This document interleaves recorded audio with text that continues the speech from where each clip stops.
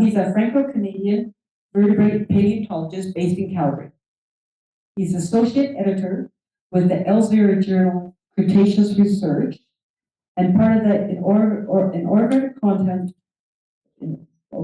part of the original guys who founded the Canadian Science Publishing's new early career research assistant editor for the Canadian Journal of Earth Sciences. His research integrates systematics, comparative anatomy, and paleoecology to reconstruct North American ichthyofaunas and constrain divergence times and character evolution in Mesozoic and Cenozoic fishes. Using microvertebrate assemblages as high-resolution data sets, he documents faunal turnover and paleobiogeographic dispersal, linking anatomical detail with macroevolutionary and ecosystem change across time. Okay, so let's welcome Julian. It's my turn now to wish you all good morning. So yes, thank you everyone for showing up for my talk. Thank you especially to Mona, Matt, and Eric for making it all happen. My name is Julian Bidet, and this early morning talk will be about small broken bits of very old dead fish. It lasts an hour, but I am aware that it's not necessarily the sexiest material, so I've actually prepared that with that in mind. Normally, no matter your background, you'll end this talk with more interest in this material. You'll have gained an idea of what this material is used for. And if you work on different types of organisms, you'll be interested in knowing the kinds of paleoenvironmental indications that this work could give you if someone worked in your formations. So that's my challenge. So in order to do that, or rather some of the major questions, the major question we'll be addressing this morning is, how did the modern North American freshwater fish fauna form? Parts of the questions that we'll be looking at to answer that is whether or not the Cretaceous Paleogene mass extinction event was decisive for the formation of this fauna, and whether faunal evolution was gradual in any way. We'll be looking at Green River lakes and whether they were evolutionary cradles or whether they were just preservation cradles. And we'll be looking at when modern provinciality emerged. So first of all, one of the major points that started making me look into this material is that we tend to have an inherent bias towards exceptional preservation. And therefore, exceptional preservation dominated the narrative in our understanding of the faunal evolution. The issue is that exceptional preservation occurs in very specific environments, such as very deep and long-lasting lakes, such as the Green River lakes. As you can see here, Notogonis and Mycoplosis. This would be the type of material we would be focusing on. The issue is that lakes don't dominate the landscape, rivers dominate the landscape. And therefore, if we only focus on lakes, then as a whole, floodplains are understandable. So the question I'm asking is, what if the evolutionary history is actually written in disarticulated assemblages? All right, so let's go right along into part one and why freshwater fish are actually different. As you might be aware, there is a freshwater disproportion in that out of the roughly 50 or 60% of all vertebrates that are represented by fish, more than half are actually freshwater taxa. So note that this is very current data. It's been updated only 4 days ago. However, marine fishes can roam around over 70% of the Earth's surface, whereas freshwater fishes are constrained to lakes and streams. Therefore, what we have are about 1/4 of all vertebrates found in only 1 to 2% of the Earth's surface. Note, however, that this changes a lot. If you're not a fish worker, you might not expect this, but there's literally more than one new fish described every day. So why this disproportion? Well, freshwater systems are subject to fragmentation. And fragmentation divides populations and promotes speciations, and freshwater organisms are usually restricted by that in their ability to track habitats. They're stuck in their drainage basin, and if the environment changed and there's no more suitable environment for them, they can't actually track that habitat away. Because most fishes are physically constrained to aquatic environments, not all. There's a lot of fishes that can actually move around on land quite a bit. Some can even walk on their operculi, so they use their skulls to walk over land, with some anecdotal evidence that they achieve the ability to climb trees somewhat, but that's to be taken with a pinch of salt. And most fishes are also ectothermic or chylotherms. In plain language, they're cold-blooded. Therefore, they're physiologically restricted to specific temperatures.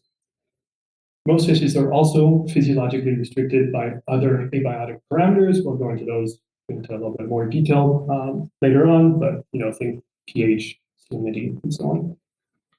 And most fishes are also adapted to specific biotic factors. So here's what we mean by freshwater environments being susceptible to fractioning. So over here on the left, you have River B flowing south-north and joining a tributary and then going off to the northeast. Down in the southeast, you have River A that is cutting through the watershed divide that way. Once River A reaches River B, then River B will be captured. That's called stream capture. So imagine that there's a species of fish present in this River B system, but not in River A system. By this point, the species will effectively have dispersed to River A, and the populations will now be subdivided. So that's what we mean when we say that hydrology structures evolution in freshwater. So yes, freshwater ichthyofaunas are disproportionately diverse assemblages of taxa, each of which is environmentally restricted by a series of environmental factors, and that includes temperature, oxygenation, flow, turbidity, lateral connectivity with the floodplain, substrate, presence or absence of another taxon in the fauna, aquatic vegetation type or even presence, and drainage basin connectivity, either within or between drainage basins. The point of all of this is that fish assemblages can be considered to represent multivariate environmental proxies. Just to put this visually, when I was talking about floodplains being the cradle of diversity as opposed to lakes, here's some real data. It's slightly old data, but at least it's recent in the biologic sense. On the x-axis, you have the drainage basin area. On the y-axis, you have the number of species supported. And you can see that the larger drainage basin area supports disproportionately large population or diversities, I should say, of fishes. This right here is the Mississippi, for instance. And therefore, the point to take from this is that major floodplains provide very varied environments supporting a huge taxonomic diversity. Now, what that means for fossils, what that means for us. If freshwater evolution is spatially structured and physiologically constrained and hydrologically fragmented, then sampling must be done at the landscape level if fossils are to be used to reconstruct ichthyofaunas. We can't only rely on exceptionally preserved material from lakes, because articulated lacustrine specimens are only preserved in very specific environments. Therefore, that's what I meant when I was saying that focusing on these is a powerful bias in sampling. But rivers and floodplains as a whole are high energy environments where most sediment deposition occurs during flooding phases, and articulated specimens aren't commonly preserved. Just to drive that point home, this is the same river system. In normal phase and in flooding phase, you can tell because the structure is in both photographs. You would not expect anything to be preserved articulated in a flow like that. So how can we sidestep this bias? Well, enter microvertebrates. Microvertebrates, the best definition we can have of them even now is that they're small pieces of vertebrate animals. They're usually represented as isolated bones, usually preserved entirely disarticulated in interspecific assemblages, and those assemblages can be quite large. We're talking about thousands of specimens in a single locality. Therefore, they can be preserved in high energy environments because they don't require large sedimentation rates to be buried, and they'll be abundant in floodplain settings, alluvial fans, essentially wherever water flows and sediments are deposited. This is another way of thinking about floodplain environmental diversity. So we're no longer talking about the diversity of fishes, we're talking about the environmental diversity. Your usual floodplain will have channels running through it, the main channel. It'll have little oxbow lakes that got cut off. It'll have back swamps. It'll have crevice splays. Each of these will be representing a different micro habitat, microenvironment for different kinds of fishes. During the flooding phase, when the floodwaters flood through all of that, all the little microfaunals will be mixed and preserved together. And therefore, we can say that microverts can capture all. In other words, disarticulation doesn't erase biology, it just reorganizes it. Microverts allow environmental reconstruction, climatic reconstruction, range reconstructions, molecular clock calibrations, and faunal turnover analysis. That's enough theory for you. We can move on to the case studies in part 2, environmental and ecological signals. The first 2 assemblages I want to present to you today are going to be single locality assemblages. And the first one is the Wasatch assemblage. The Wasatch assemblage is early Eocene, so 55 million years old, and it includes material from a single fossil site, which is right here by Bitter Creek within the greater Green River Basin of Wyoming. And that's all the stuff that could be pulled out and identified. Now, there's one thing in common to all of these, and I don't know if you can tell just from looking at any ideas. A lot of them are vertebrate, not all, but maybe this will get you on the way. These are scale bars. Each tick is 1 millimeter. So in this specimen, for instance, the maximal element size, whatever the dimension, is about 1 millimeter. They're all tiny. They're all very, very, very, very small and delicate. If you go back to that element, actually, you can see that part of it broke while handling it's there. So they're very, very small. Another thing is that they're notochordal foramen. I'll try to keep the jargon out for most of this, but essentially the vertebrae are pierced, which doesn't happen much. Typically that indicates young individuals. But for most of the talk today, we'll be focusing on the animals that this material represents. Tomorrow, we'll go into the nitty-gritty of how to identify each element and put it to an actual animal in the workshop, if you're taking part in that tomorrow afternoon. So let's just move on to the animals that are represented by this. And here we have a jigsaw puzzle of Diplomistis. Diplomistis, a very well-known freshwater herring, especially common in the Green River. And then right next to it, we have a jigsaw puzzle of Notogonius. That everything I said about Diplomistis is valid for it too. It's also in the Green River. Next to it is a bit different. We actually have a fish that is, it's called Antliopsid. It's currently only present in little cave populations in the southern US, and it didn't have a fossil record prior to this. And then we have something like a centrarchid, which are sunfishes, and then Priscatera, which is also known from the Green River. So what can we tell about this assemblage? This assemblage, by the way, also had scars and bowfins. I just didn't include them in the paper.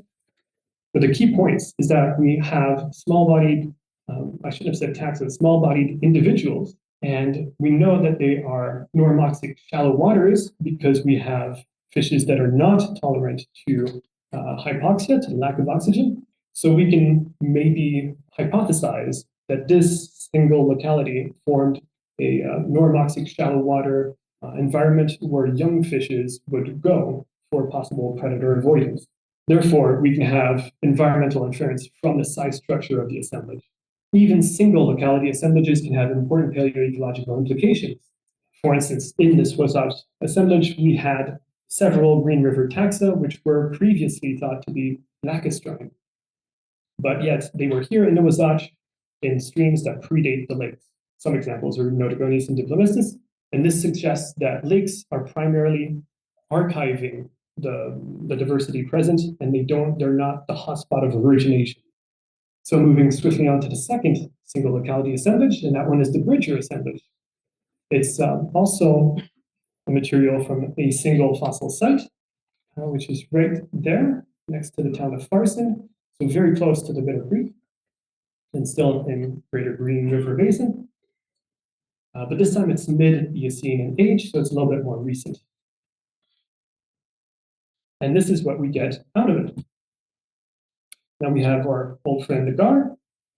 We have a lot of pieces of very interesting fish beneath it there, which is all Ferriotis, which is the bony tongue, one of the bony tongues anyway. This is also a green river fish. And then over on the right, we have a very high diversity of material, all representing a single fish, which is a stephus, a catfish. So now this time, we have a very low diversity fauna. And the point that all these three fishes have in common is that they can tolerate little to no oxygen in their environment. So here we have an environmental filtering example. If we only have hypoxia-tolerant taxa present in one environment, then we can presume that that environment was hypoxic. But then let's move swiftly on to mixed assemblages. And the first one of these is the that I want to talk to you today about is the Cypress Hills East End area assemblage. Now the APS sorts Cypress Hills material through their monthly sorting program, but they sort different Cypress Hills material. The Cypress Hills represent about 28 million years of continuous deposition. This is more recent than the stuff you guys sort through. This is Eoligocene, 35 million years old. And many localities were sampled for this, so many in fact that I couldn't plot them. I can only give you the township and range areas where they were located. As you'll see, this is a diverse fauna. Now, by this point, we're good friends with the gar and the bowfin, but now we're meeting a new friend in Hyodon, which is the gold eye or moon eye. And now we're also seeing a big diversity of sapriniform materials, sapriniform or carps and suckers. But let's for now focus on just these two, because these two actually represent the equivalent elements in two different taxa. How do I know? Well, because that's the first centrum in the vertebral series. So the part where the vertebral series connects to the skull. And as you can see, these are completely different morphologies. The top one is very similar to modern day catastomus, the sucker. And the bottom one is more similar to modern day carps per se, even though carps should not be in North America at that time, I should point out. But then beneath them, we have one of their relatives, Tychocylus, which is the pike minnow. And then beneath that, we have a very interesting vertebra, which is not of a morphology that is found in modern day taxa. However, it has all the characters of the pike order. So we can classify that as an archaic pike. And then we have a big variety of catfish material. Once again, the point to notice here is that the scale bars are still in millimeters. So now we're dealing with a very, very large fish. This is, again, a centrum, a complex centrum of the Bovarian, but that's a detail. So we're dealing with a fish that's probably several meters long, as in 2, possibly 3. But we also have 2 different morphologies of pectoral fin spines. Both of those correspond to a stephus, but because this morphology doesn't grow to the same sizes as this one does, we can tell that we have one large, very, very large catfish in the Cypress Hills, a Stephus A, and a second species, a Stephus B. This was confirmed later on with growth studies, but I didn't have time to put that in my slides for today, unfortunately. And then we also have our good friend, the amblyopsid, supposedly cavefish, but not at that point. And in the last column, we have something tantalizingly close to a perch, although perches, again, should not be there. I was just missing, the one element that really nails the identification, but please keep on looking through your Cypress Hills material. I would love to see perches in that, as well as a very interesting centrum morphology that only corresponds to a fish that used to only be known from the Green River Formation, which is Myoplosis. And under that, a morphology that corresponds to modern-day stripers, and white perches, the Moronidae. And finally, our good friends, the sunfishes. So essentially, when you have multiple localities, you have mixed lateral environments, and therefore you have higher diversity. Now we can explore that by taking a cut through of the floodplain. In typical floodplains, you'll have main channels, you have secondary channels that are shallow, slow-moving, vegetated, and oxygenated, and in backwaters, which tend to be temporary, as in they dry up, and they can be hypoxic. And because fishes are distributed in relation to a variety of both abiotic and biotic factors, oxygenation, turbidity, aquatic vegetation, flow strength, I've told you this a couple of times already, we can map our diversity on this scheme of a floodplain. So in the Cypress Hills, we have very, very large fishes that would be stuck in deeper waters and therefore channels. That would be Acephus A and Myoplosis. But then we also have a high diversity of fishes that require normoxic waters and vegetation. Therefore, we know that we also have secondary channels. And presumably, we're also capturing hypoxic backwaters, although admittedly, hypoxic backwater specialists will also occur in different environments, so we can't be totally sure. Moving on to our last case study, again representing a mixed assemblage, and that would be the Wood Mountain assemblage. This is very, very recent. It's like last week, just 15 million years old. Again, several localities were sampled, this time around Fir Mountain and Rockland, but still in Saskatchewan. And it's again a diverse ichthyofauna. I promise you this is the last slide like this. Again, we have the usual suspects, gars and bowfins. We have our new friends, the hyodon, Goldeye and Mooneye, but now we also have the shiner. We have diversity in the abdominal centra here of cypriniforms. So we know that we again have a diversity of carps and suckers. For the first time in the talk, we have the extant esox, the great northern pike, and this time a very high diversity of catfishes. This material that's presented here mainly represents Ameiurus, which is the bullhead catfish, but also Ictalurus, the channel catfish, and Noturus, the mat toms. Mat toms are interesting because they specialize in riffles in very shallow, very fast-moving waters that are very highly oxygenated and usually pebbly. And then you might recognize that that bottom vertebral morphology here. That's our good friend the striper. And over here, we have again sunfish material, but this time it's diagnostic down to genus level. So we now know that we have Pomoxis. Pomoxis, I like to refer to Pomoxis by its scientific name because its common name is the crappie. And then immediately under it, we have perch material. And finally, we have pike perch material, walleye, sander. Some people call them pickerel. Don't be one of those people, please. So by the mid-Miocene, we have high diversity assemblages that can be the basis of paleoclimatic quantification because we now have fishes that represent modern genera. How do we do that? Well, each fish is going to have a range. And that range, in this case, this is Noturus, the mat tom. That range is going to have a latitudinal component. And this latitudinal component corresponds to a temperature range. When several fishes are found in a single assemblage, the overlap in their ranges will therefore correspond to the environment. What that translates to is that here for our Wood Mountain fauna, remember that Wood Mountain would be way up here, deep inside salmonid territory, and that salmonids were absent. In green, you have where the mat toms occur. In yellow, you have where mat toms and the great northern pikes occur. And in red, you have where large-sized Pomoxis occurs.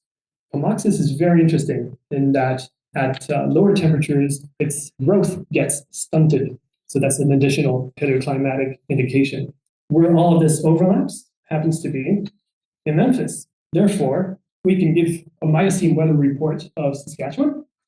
So Miocene temperatures, average temperatures ranging between 28 and 5 degrees, yearly highs between 33 and 23, and yearly lows between 9 and 0. Whereas currently, it's between 18 to negative 11, highs between 27 and 10. And I'm not sure what the weather is right now, but it might be between -5 or -14 or even below. In other words, Saskatchewan then was sunny and nice, and Saskatchewan now is not so much. But our fish is good climatic indicators because their indications preserved regardless of the age of the deposits?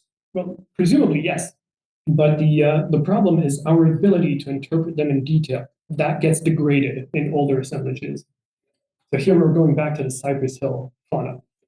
The cypress-hill fauna, again, it's in Saskatchewan up there, preserved there, deep inside salmonid territory, but it didn't have any salmonid at all. Instead, it had gold eyes and moon eyes, and it had very large pictolurids, very large catfishes. This is the type of area where you get the very large channel catfishes and blue catfishes and flathead catfishes nowadays. So we know that the environment corresponded to roughly this part of the US now.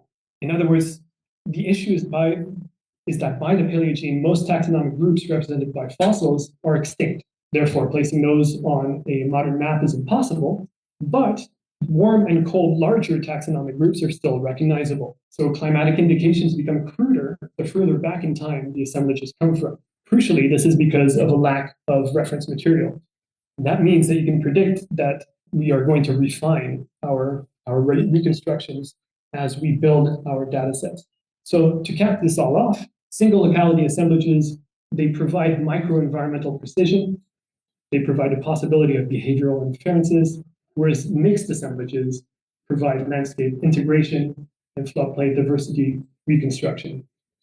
You need to keep in mind the context of the assemblages you're working with at all times because of this. Mixed assemblages decrease microhabitat precision, but they increase landscape scale fidelity. Moving on to an even wider scope, range extensions, and molecular clocks. So the rationale here is that an increase of material available also means an increase of resolution of the known ranges of these taxa, both geographically and temporally, which helps the timing of dispersal events, the timing of phylogenetic divergence events, and therefore provides fossil calibration points for molecular clocks. Let's take the perch example. Now, until 2009, the first reliably identified perches at all were pipe perches and walleyes, but those were coming from the mid-Miocene of Eurasia. I think it's a locality on an island in Lake Baikal. In North America, however, specimens of walleyes were the first ones, were only deposited during the Pleistocene glaciations, leading to two dispersal hypotheses. Could pipe perches have dispersed across Mauritia during the Pleistocene, when there would have been a land bridge? Or even stranger, could they have dispersed from Europe across brackish periglacial waters in the North Atlantic? But then, so you might have actually heard of this beaver pond site. It was very famous back in the day for preserving camels in the high Arctic of Canada. And then later than the beaver pond site, which would be just 5 million years old, is our Wood Mountain Formation, which is 15 million years old. Therefore, the dispersal hypotheses were wrong. And that poses another question now. What are we seeing then? Are perches not showing up in the fossil record because we don't know how to look for them? And therefore, could they be holarctic in distribution earlier in the Cenozoic? And remember when I was telling you that there might be perches in cypress hills? That would mean that the group might even be North American in origin, flip this group on its head. So what does that mean for molecular clocks? Well, molecular clocks had estimated a divergence between European and North American lineages of pipe perches between 10 and 4 million years ago. And guess what? Think again, they were here 15 million years ago, so our calibration is off. We can use this calibration to help estimates for other branches of our tree. So this is beyond just perches. Some more examples, but we'll move quickly through those. And we have a similar story for the Moronidae, so the stripers. Previously, the oldest reliable specimens in North America were 3 million years old. And then you'll recall we saw those in the Cypress Hills and the Wood Mountains. So again, at least 15 million years old. And that depends on the correct affinities of Piscatera, but who knows about Piscatera? Myoplosis also has a sizable geographic and temporal range increase from being restricted to Paleocene to mid-Eocene of Wyoming to now the Eoligocene of Saskatchewan. So who knows where myoplosis was actually represented. So we now know that it's also in the Cretaceous. Neambiosidae lacked a fossil record altogether, and currently they're only restricted to a few threatened cave-dwelling species in the Ozarks and Appalachia down there. It had been previously suggested that those were remnant populations of a much more widely distributed taxon, and this seems to be suggesting the same. So to summarize, microverts extend ranges, collapse ghost lineages, refine divergent times, and provide at least more accurate calibration points for molecular clocks. Now we'll move to an even wider scale, a macroevolutionary synthesis in part 4. But first, let's look at some of the diversities of fishes that we've seen in various localities that were actually already present in the late Cretaceous. So these sailed through the KPG extinction. And yet, some of those didn't make it beyond the mid-Paleogene. And the current fauna of Saskatchewan is significantly different from the fishes that are present. So does that mean that there's a more complex faunal evolution at play from the late Cretaceous to the present? Well, we can't tell from just what I've presented you so far. Mixed assemblages are a perfect way to answer this. Now, back in 2021, Bergman et al. Published on extensive assemblages from the North American Western Interior with over 1,900 elements, recognizing a minimum of 20 taxa from 3 formations, discolored up here in Alberta, Hell Creek in Montana, Lance in Wyoming, but paleoecologically similar localities in Paleocene Pascapoo Formation of Alberta and the Eocene Wasatch Formation, that would be the same Wasatch assemblage I've been talking to you earlier, were concluded to be insufficiently sampled to function as meaningful comparisons to the Cretaceous assemblages. Therefore, we'll be only focusing on the late Cretaceous at this stage. However, the sampling in the late Cretaceous was sufficient to get a picture of the way the fauna changed during that interval. Here you have a proportion, or you have the full fauna, 100%, and each bar indicates the proportion of the fauna represented by different kinds of fishes. Now, the major trends to be seen here is that the purple and light blue bars gradually shrink through time. Those represent the bony tongues, whereas the dark blue bars grow through time, and those represent the acanthamorphs. So we have a faunal turnover from a predominantly bony tongue dominated fauna to a more acanthamorph dominated one throughout Hell Creek. But then last summer, the same team could add more Paleocene specimens to the data set from lower Paleocene localities, namely Ravenscrag in Saskatchewan and Fort Union formations down in Montana. This time, the diversities in the faunal compositions could be determined throughout the KPG event and into the first million years of the Paleogene. Pause for effect. Now, this graph can be a little bit confusing, so let's go through it quickly, but let's go through it nonetheless.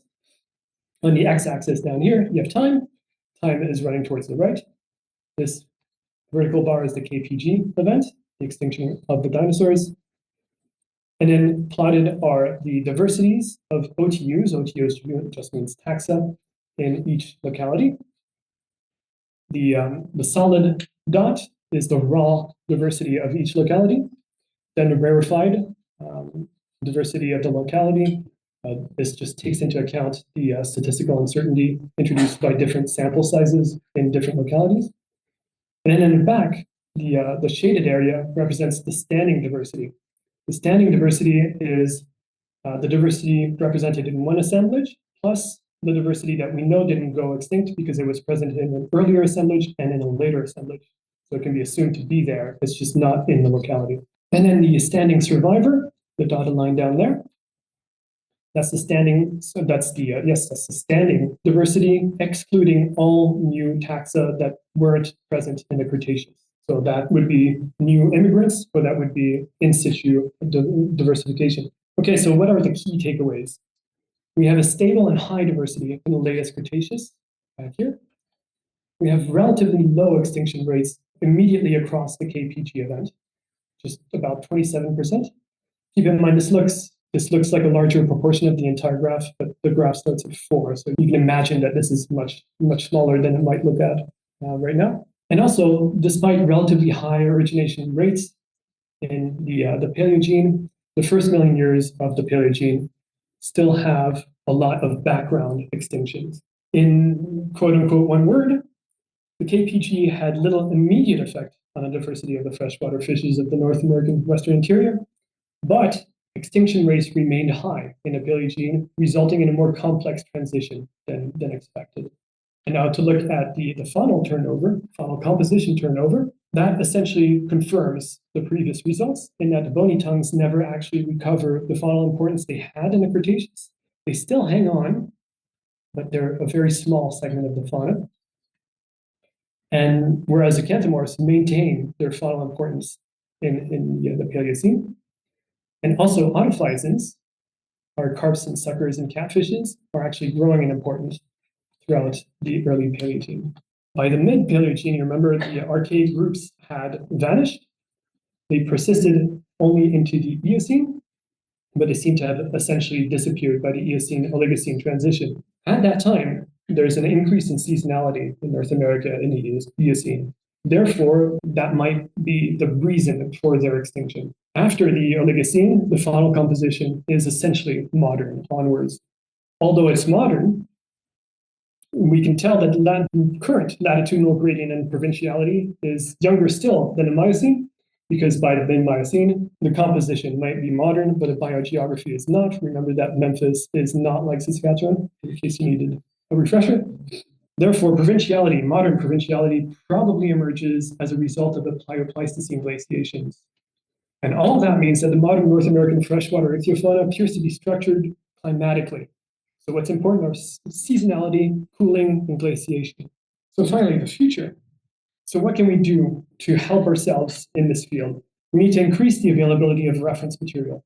And that means developing techniques for extracting specific or individual bones from articulated fossils so that we can compare them more efficiently to disarticulated material. This right here is a centrum of a diplomistus specimen that was mechanically extracted from an articulated specimen. We also need to increase our ability to use 3D imaging of articulated material to avoid destructive preparation techniques.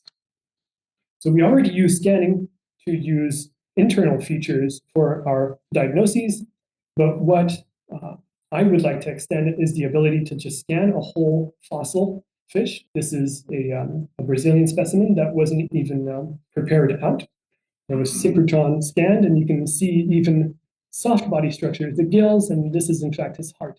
So I believe that we could use some of this technology to three-dimensionally dissect specimens without actually destroying them. And of course, we always need to add to our understanding of comparative anatomy and ontogeny. We need more species to be present in our comparative anatomy section to understand the diversity between low-level taxa. And we need a diversity of ontogenetic stages to keep that into account. And of course, we need more specimens to add to our data sets. We need to continue shoveling out dirt, and we hope you'll continue to pick through that to help us find more specimens. Another thing we can do is continental comparisons.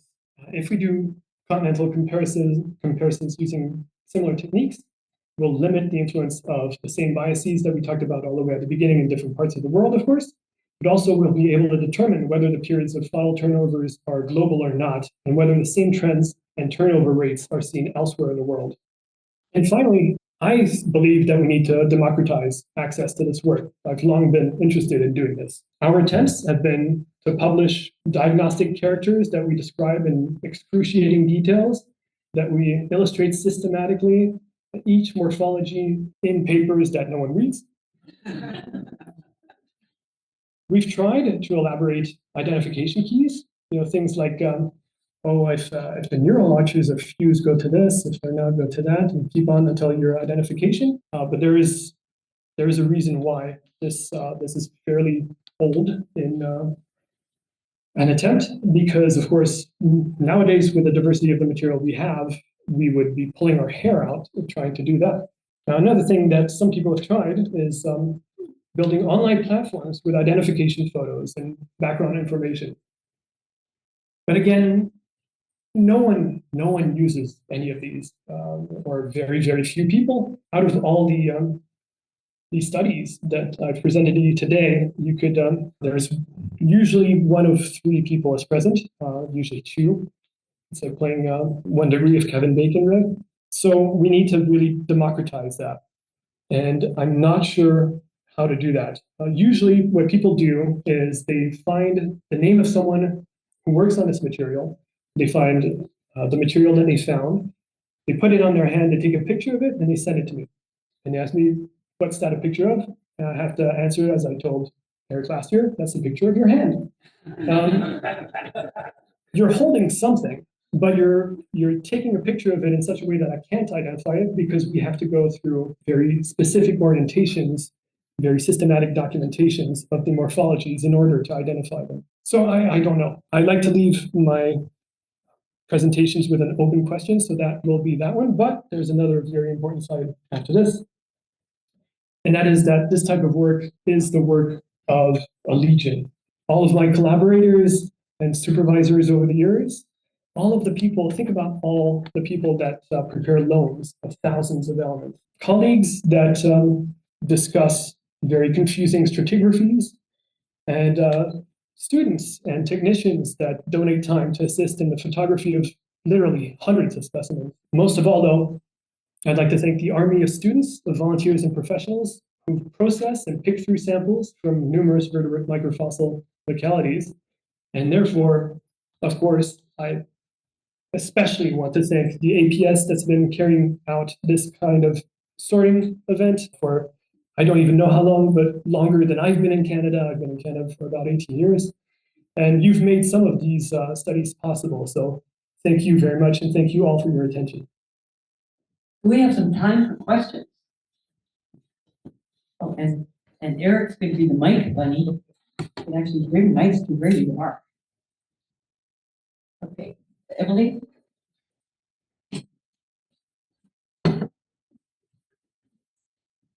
In terms of fish as paleoclimate proxies, can you use body size as any kind of indicator as with any other ectothermic animal?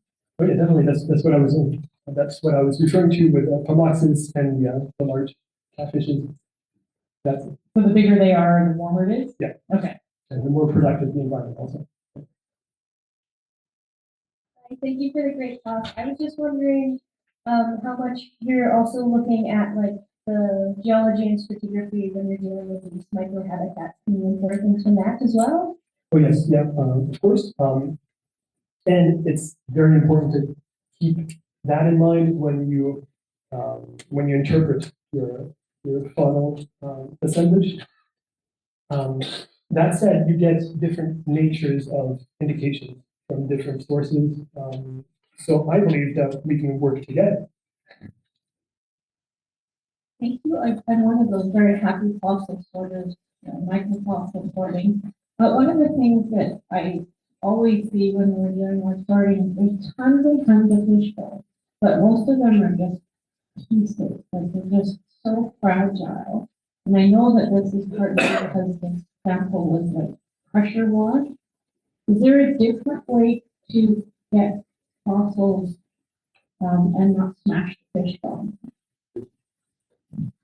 I'd like to hope so. But yes, there are various ways.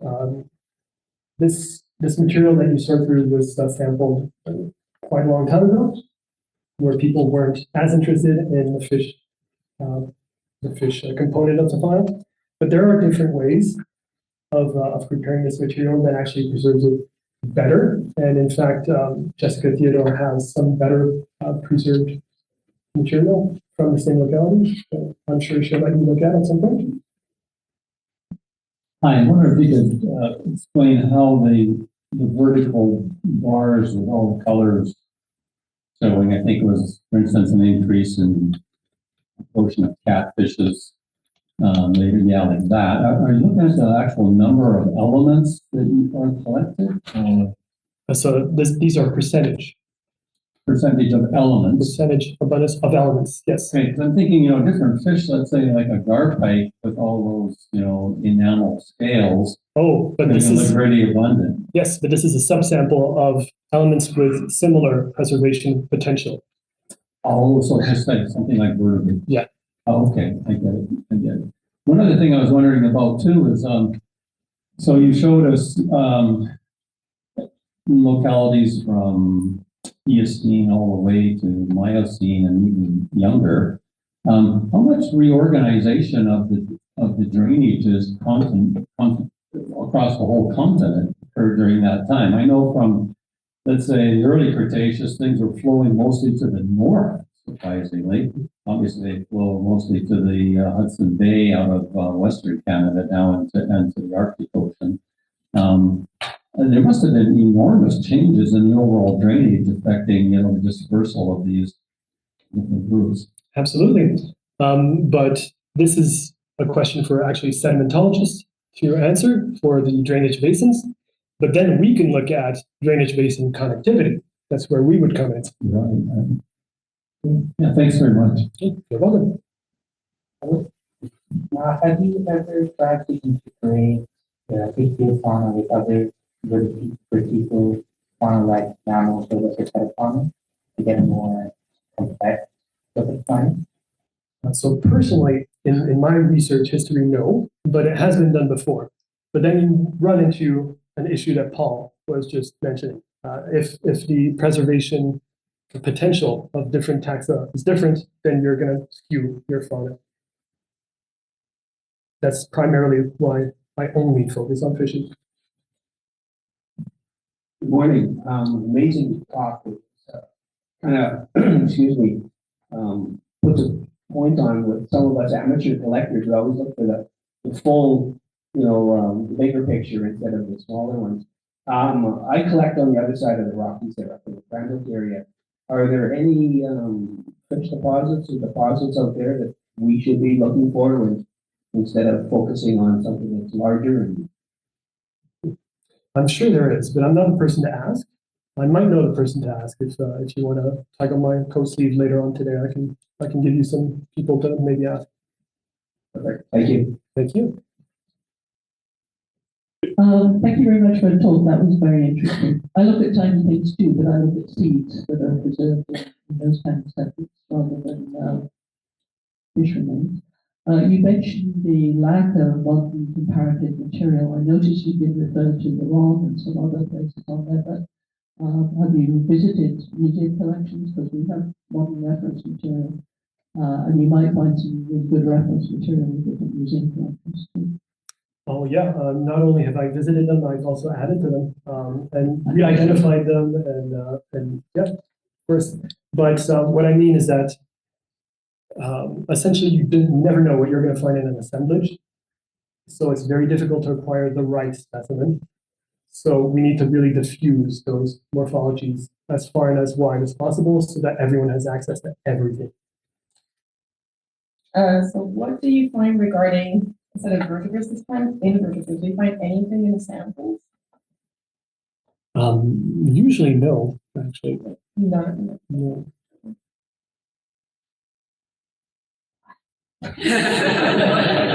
Any ideas?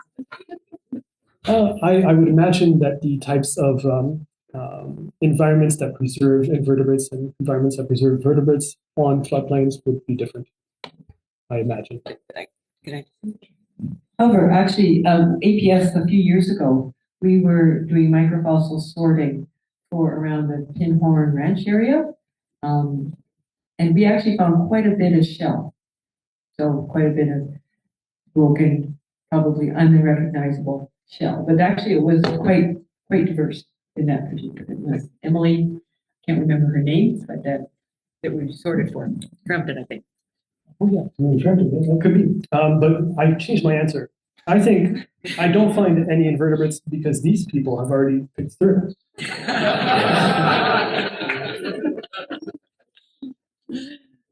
Okay, well, thank you for a really excellent talk. I really appreciate that. So it's thanks. Julian will enjoy 1 year of APS membership, which means you can get to attend our field trips.